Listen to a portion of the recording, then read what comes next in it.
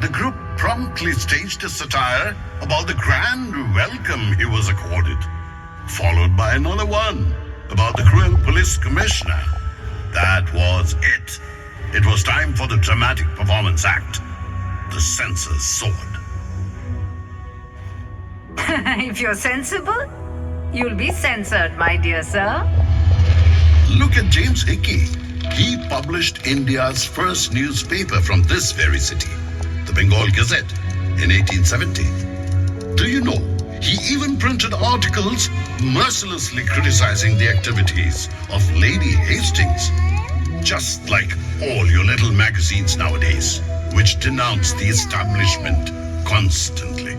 These protests, this venting of anger, this mocking of the authorities, all of this must be boiling in your belly all the time. No wonder the people of Kolkata have such bad livers. There's nothing wrong with our livers or with our cantilevers. Howrah Bridge is a cantilever bridge, isn't it? It's been there since 1943, in perfect condition. I have to agree there. Thousands of cars, buses, trucks have been driving across it every single day, but not a dent anywhere. And I can never get over the fact that this is a bridge without a single screw. That explains why those who have a screw loose often climb to the top of the Howrah Bridge. But my God, can you imagine the view? Oh, please. Are you seriously asking me? Haven't I been balancing here on top of Victoria Memorial for almost 100 years now? Have you any idea the things I can see? Couples in love, people up to no good, experimental art in the Academy of Fine Arts, all the money being blown up at the racecourse. And over on the other side, those babus in suits impersonating Englishmen. You want to teach me views and news? I know you inside out, Kolkata Babu. Not only do you know me, I'm certain you've been infected by me too. I mean, look at you. Sometimes you spin madly up there when it gets gusty. Other times you're an old lady with gout rooted to the spot. Why, even this building you're so proud of is sometimes dismissed as a mere copy of the Taj Mahal. And wait, wasn't it blacked out with cow dung so that the Japanese couldn't bomb it? Cow dung.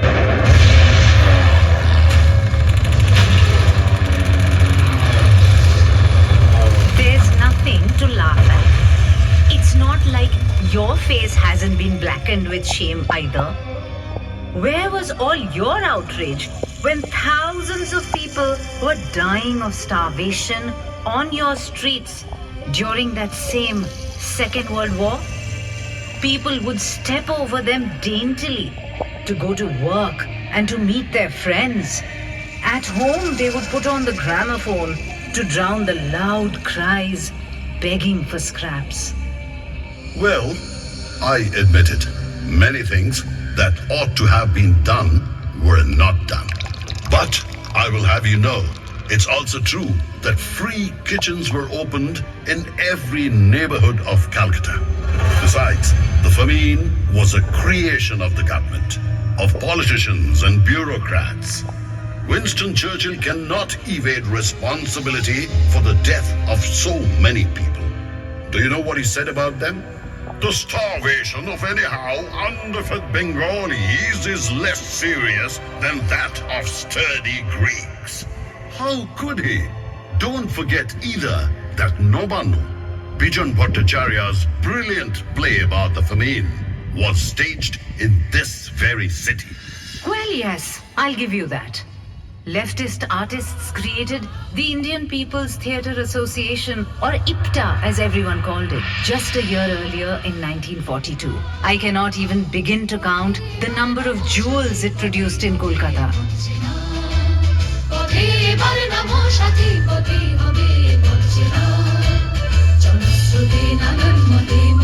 Nobanu was just one of them.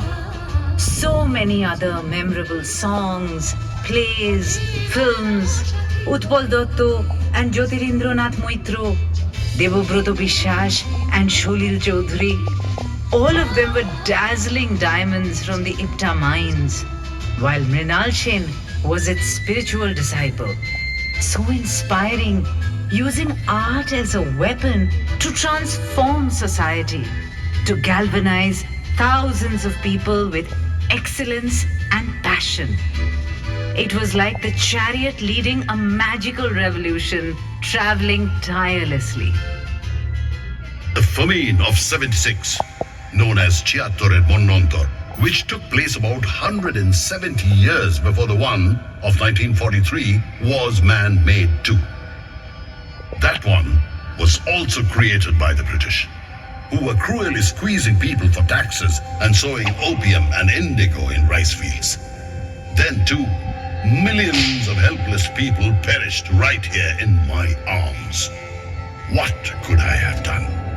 I only watched in silence. If only there had been an IPTA then. You are a strange one, sir.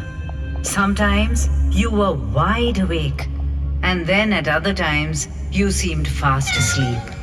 Which of these two states were you in when the 19th century Babus were squandering their riches on the weddings of their pet cats, when they were bathing in rose water? Were you half asleep? Were you dozing? আমারে fraud করে প্রাণ কৃষ্ণ কোথায় গেলি আমারে fraud করে প্রাণ কৃষ্ণ কোথায় গেলি I am sorry, very sorry, I am sorry, very sorry, আমার What do you know of it? I had so much fun. Here are these people oiling themselves profusely and then riding off in a 4-horse carriage to bathe in the river. What reckless glamour. And look, if the Babus didn't go overboard, where would the connoisseurs of the Baiji's dance have been, huh? Or for that matter, the schools and colleges they started? Even my most beautifully illuminated festival, the Durga Puja, would not have come into being. Durga Puja would not have happened? Why not, sir? Obviously, you don't know that it was Babu Nobu Krishna Dev of Shobha Bajar who donated large sums of money to set up madrasas, to build roads, to have musicians brought in from all over the country for elaborate concerts. He not only participated in the conspiracy against Sirajuddaula in the Battle of Plassey, but also organized a magnificent Durga Puja to commemorate the victory. This was the event which put the Durga Puja so prominently on our calendars. Are you telling me that the man who started the idea of the big fat Durga Puja was the one who wanted to hand Bengal over to the British? Of course, Bengal would not have fallen into British hands had Sirajuddaula not attacked me with a huge army in 1756.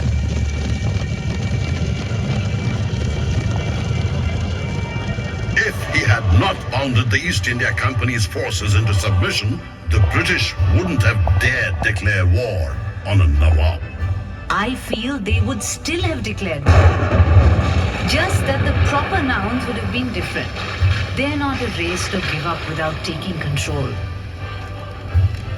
The wheels began to turn as soon as the company's agent, Job Chanak, moored his boat here on August 24th, 1690, amidst torrential rain, and your history began to take shape.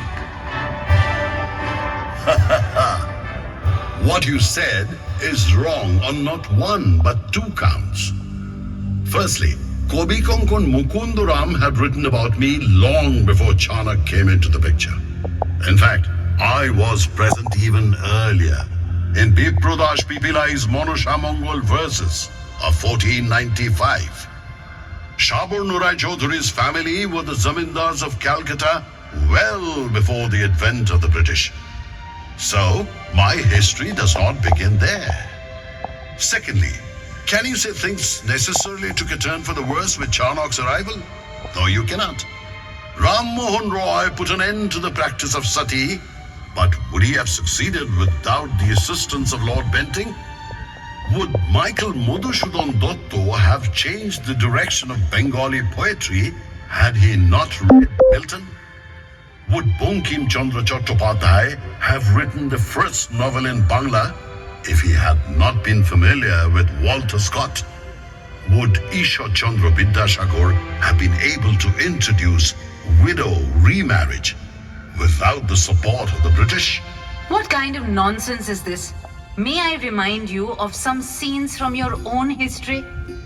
How can you forget that thousands of people lined your streets to shower martyr Khudiram Boshu's dead body with flowers? Or that Binoy, Badul and Dinesh killed themselves after assassinating a tyrannical British officer in Writers' Building? Why, one of your most renowned barristers, Chittaranjan Das, used to have his clothes laundered in Paris, but the same person burnt all his Western wear and began to dress in khadi. The man he defended successfully in the Alipur bomb case was none other than the poet of patriotism, Aurobindo Ghosh. For heaven's sake, sir, you are the city where the revolutionary organization Anushilon Shomiti was born. ভারতবাসী একবার বিদায় দে মা ঘুরে আসি একবার বিদায় দে মা ঘুরে আসি